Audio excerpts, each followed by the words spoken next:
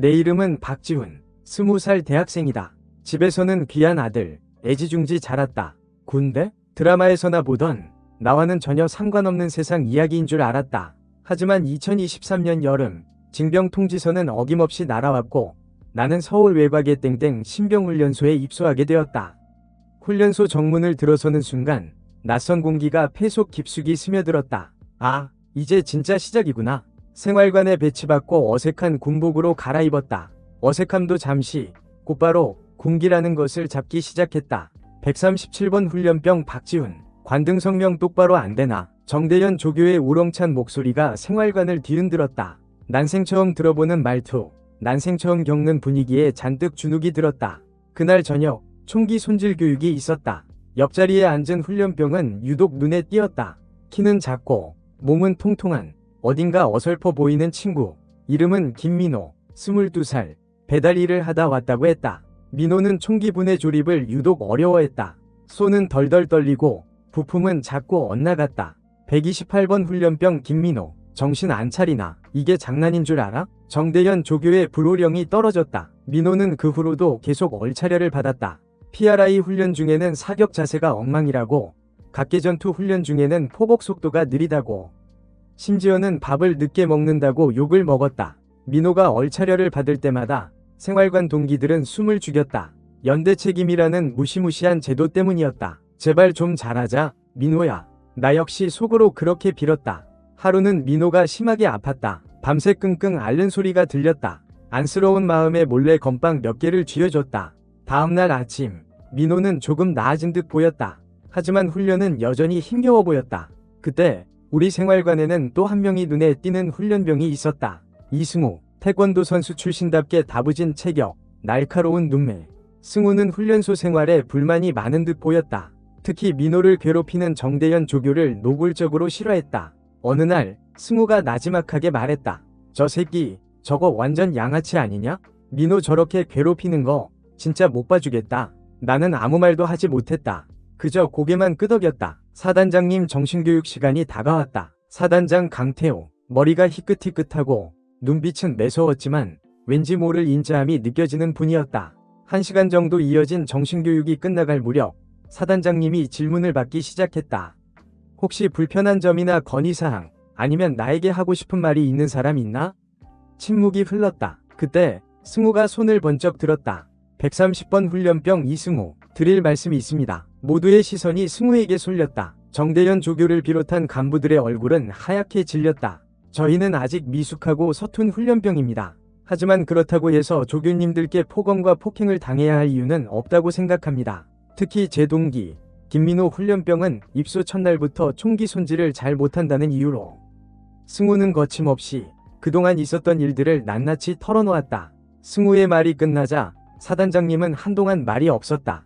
물을 한 모금 마시고 천천히 입을 열었다. 사단장으로서 여러분에게 사과한다. 다시는 이런 불미스러운 일이 없도록 하겠다. 생활관으로 돌아온 우리는 잔뜩 긴장했다. 하지만 예상과는 달리 조교들은 우리에게 사과했다. 그날 밤 정대현 조교는 완전군장을 하고 연병장을 돌았다고 했다. 그 후 훈련소 분위기는 완전히 달라졌다. 민호를 괴롭히던 조교들은 더 이상 없었다. 우리 모두 무사히 훈련을 수료할 수 있었다. 민호는 여전히 어리바리했지만 적어도 더 이상 괴롭힘을 당하지는 않았다. 그리고 나는 더 이상 비겁하게 침묵하지 않겠다고 다짐했다. 최우진, 19, 각 고등학교를 졸업하고 훈련소에 들어온 해병아리. 나는 PC방과 만화책을 좋아하는 전형적인 히키코모리였다. 군대? 나약한 내게는 너무나도 버거운 곳이었다. 첫 훈련부터 멘탈이 붕괴되기 시작했다. 거북목 자세로 컴퓨터 앞에 앉아있는 게 일상이었던 내게 완전군장 구보는 지옥 그 자체였다. 숨은 턱까지 차오르고 다리는 천근만근 무거웠다. 113번 훈련병 최우진. 정신 안 차리나? 그렇게 뛸 거면 집에 가. 조교의 고함 소리가 귓가를 때렸다. 동기들은 나를 한심하게 쳐다봤다. 그들의 눈빛은 마치 저런 놈이 무슨 군인이 된다고 라고 말하는 듯했다. 자존심이 상했지만 반박할 수 없었다. 나는 정말 약해 빠진 놈이었다. 하지만 훈련소 생활은 나를 조금씩 바꿔놓았다. 매일 반복되는 훈련, 땀과 눈물, 그리고 동기들과의 끈끈한 우정. 나는 조금씩 강해지고 있었다. 적어도 그렇게 믿고 싶었다. 어느 날 우리 소대는 종합각계전투 훈련을 받게 되었다. 땡볕 아래 각종 장애물을 넘고 포복하고 뛰고 그야말로 극한의 훈련이었다. 나는 또다시 뒤처지기 시작했다. 숨이 턱까지 차올라 더 이상 한 발짝도 뗄 수 없을 것 같았다. 그때 내 눈에 한 훈련병이 들어왔다. 이민재. 우리 소대에서 가장 체력이 좋은 녀석이었다. 민재는 마치 날개라도 달린 듯 장애물을 휙휙 넘어다녔다. 나는 민재를 보며 묘한 경쟁심을 느꼈다. 나도 할 수 있다. 저 녀석에게 질 수 없다. 이상하게도 그 생각을 하자 힘이 솟았다. 나는 이를 악물고 뛰었다. 장애물을 넘고 포복하고 다시 뛰었다. 숨이 턱까지 차올랐지만 멈추지 않았다. 마지막 장애물을 넘었을 때 나는 거의 탈진 상태였다. 그때 조교가 내 번호를 불렀다. 113번 훈련병 최우진, 앞으로 나와. 나는 비틀거리며 앞으로 나갔다. 조교는 뜻밖의 말을 했다. 113번 훈련병, 이번 훈련에서 보여준 투지와 정신력 아주 훌륭했다. 사단장 표창 후보로 추천한다. 나는 믿을 수 없었다. 내가? 사단장 표창이라고? 동기들의 시선이 느껴졌다. 놀라움과 부러움, 그리고 약간의 질투가 섞인 눈빛이었다. 며칠 후 사단장 표창 후보들이 한자리에 모였다. 대표 조교가 말했다. 너희 중 절반은 탈락한다. 하지만 실망하지 마라. 모두 훌륭한 훈련병들이다. 나는 잠시 고민했다. 그리고 손을 들었다. 1소대 113번 훈련병 최우진. 드릴 말씀이 있습니다. 저는 사단장 표창 받지 않겠습니다. 저보다 더 열심히 한 동기들에게 기회를 주고 싶습니다. 조교들과 훈련병들은 깜짝 놀랐다. 정적이 흘렀다. 그리고 오, 이야 하는 감탄사가 터져나왔다. 대표 조교가 말했다. 넌 합격이다. 다른 훈련병들은 이 친구의 정신력을 본받도록. 나는 얼떨떨했다. 내가 뭘 한 거지? 그냥 조금 멋있어 보이고 싶었을 뿐인데. 자대에 배치받고 나는 사단장 표창 받은 놈으로 유명해졌다. 하지만 현실은 냉혹했다. 나는 여전히 어리바리했고 실전 경험은 전무했다. 고참들은 나를 가짜 에이스라고 놀렸다. 하지만 후회는 없었다. 훈련소에서의 경험은 적어도 내게 할 수 있다는 자신감을 심어주었다.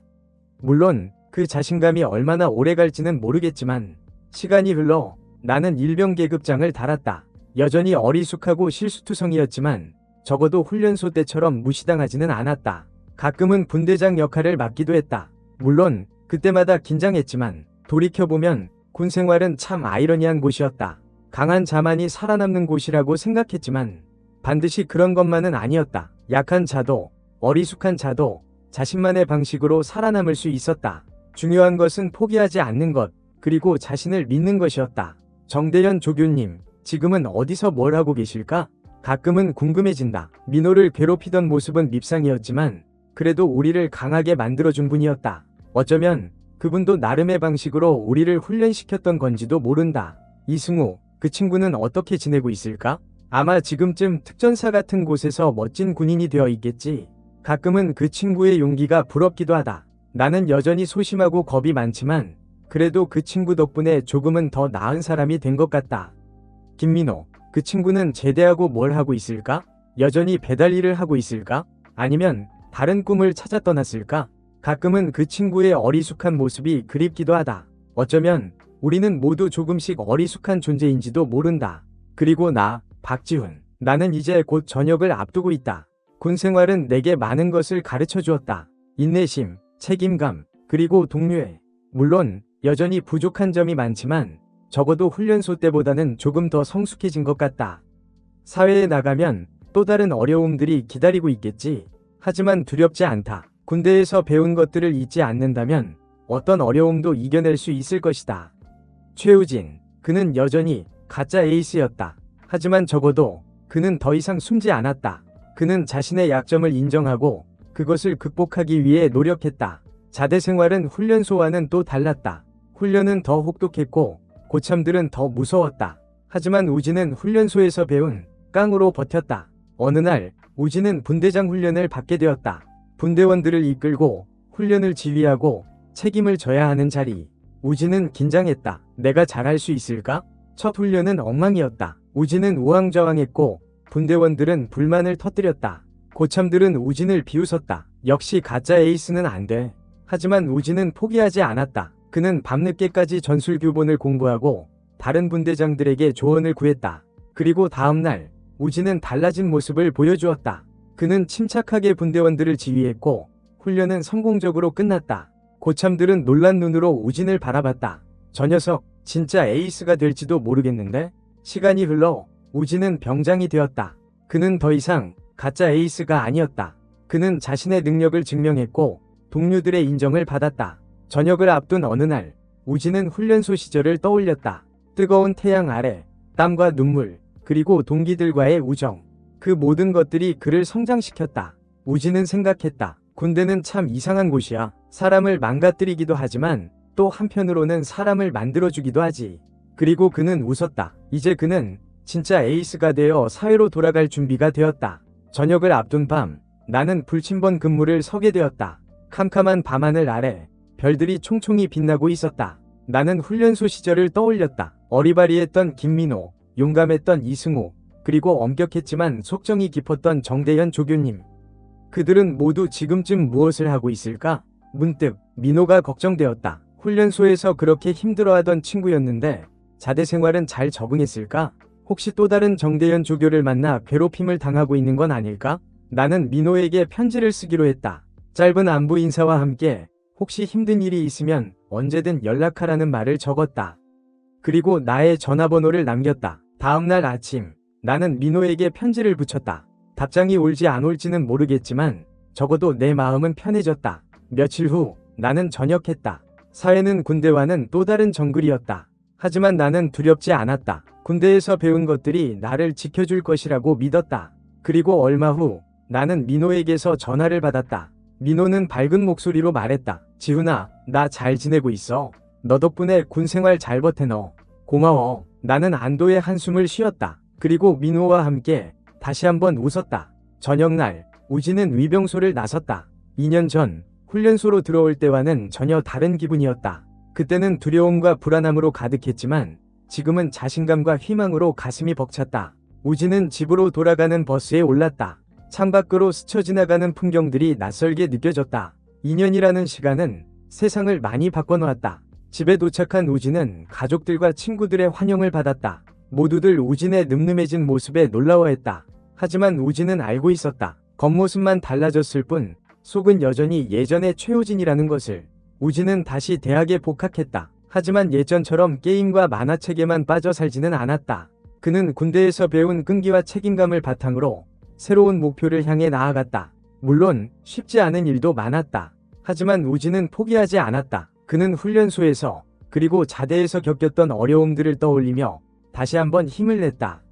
그리고 어느덧 우진은 졸업을 앞두게 되었다. 그는 이제 더 이상 가짜 에이스가 아니었다. 그는 자신의 꿈을 향해 당당하게 나아가는 진짜 에이스가 되어 있었다. 시간이 흘러 나는 어엿한 사회인이 되었다. 직장 생활은 녹록지 않았지만 군대에서 배운 끈기와 책임감으로 버텨냈다.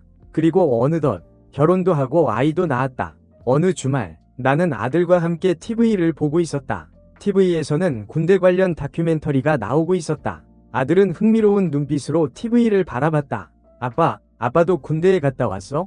그럼 아빠도 군대에 갔다 왔지. 아빠는 군대에서 뭐 했어? 나는 잠시 생각에 잠겼다. 훈련소에서의 기억들이 주마등처럼 스쳐 지나갔다. 나는 아들에게 김민호와 이승우 그리고 정대현 조교님에 대한 이야기를 들려주었다. 아빠는 군대에서 아네카 힘들었지만 좋은 친구들을 만났고 아네카 것을 배웠어. 그리고 아빠는 조금 더 용감한 사람이 되었지. 아들은 내 이야기를 매너요가 있게 들었다. 그리고 말했다. 아빠, 멋있다. 나도 아빠처럼 용감한 사람이 될 거야. 나는 아들의 머리를 쓰다듬으며 웃었다. 그래, 너는 나보다 더 멋진 사람이 될 거야. 우진은 졸업 후 IT 회사에 취업했다. 그는 군대에서 배운 꼼꼼함과 책임감을 바탕으로 빠르게 회사에 적응했다. 그리고 얼마 지나지 않아 팀장으로 승진했다. 어느 날 우진은 신입사원 면접에 참여하게 되었다. 면접장에는 긴장한 표정의 젊은이들이 앉아 있었다. 우진은 그들의 모습을 보며 훈련소 시절의 자신을 떠올렸다. 그때 한 면접관이 우진에게 물었다. 최우진 팀장님은 군대 경험이 있으시죠? 군대 경험이 사회생활에 어떤 도움이 되던가요? 우진은 잠시 생각에 잠겼다. 그리고 말했다. 군대는 저에게 인내심과 책임감, 그리고 동료애를 가르쳐 주었습니다. 그리고 무엇보다 중요한 것은 할 수 있다는 자신감을 심어주었죠. 저는 군대에서 배운 것들을 바탕으로 어떤 어려움도 이겨낼 수 있다고 믿습니다. 면접관들은 우진의 답변에 만족스러운 표정을 지었다. 그리고 우진은 그 자리에서 한 명의 신입사원을 선발했다. 그는 훈련소 시절의 자신처럼 어리숙하지만 가능성이 보이는 젊은이였다. 우진은 그에게 말했다. 힘든 일도 많겠지만 포기하지 마세요. 당신 안에는 당신이 생각하는 것보다 훨씬 더 큰 힘이 있습니다. 그리고 우진은 훈련소에서 자신을 믿어주었던 조교님을 떠올렸다. 그분 덕분에 나는 지금의 내가 될 수 있었다.